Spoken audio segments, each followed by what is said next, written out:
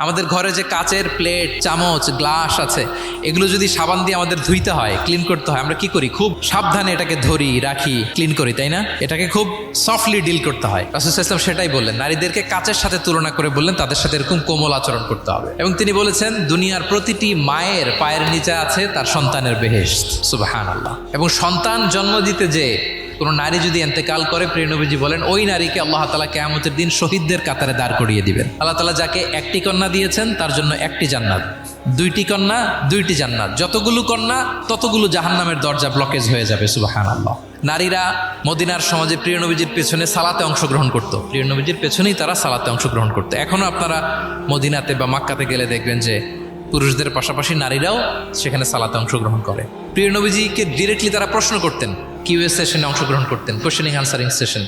নারীদের মধ্য থেকে দাঁড়িয়েও তারা প্রশ্ন শুরু করে দিতেন। রাসূল সাল্লাল্লাহু আলাইহি ওয়াসাল্লামের সাথে সফরে অংশগ্রহণ করতেন।